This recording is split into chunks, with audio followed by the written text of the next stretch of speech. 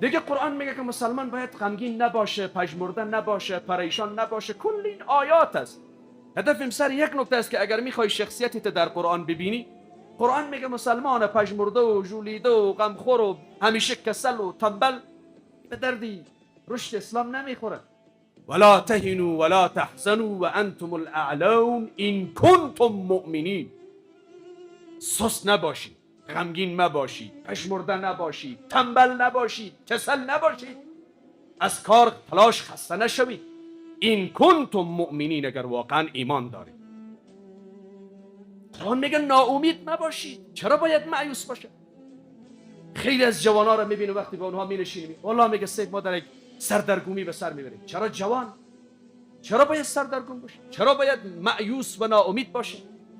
ولا تیأسوا من روح الله لا تقنطوا من رحمت الله. یا آیات قرآن است. همونطوری که در نمازت پایبندی داری، در کارت هم پایبندی داشته باش. در امیدوار بودنت هم باید برای خود همونطوری یک حس به خداوند گمان خوب داشته باش. خدا همیشه با تو است.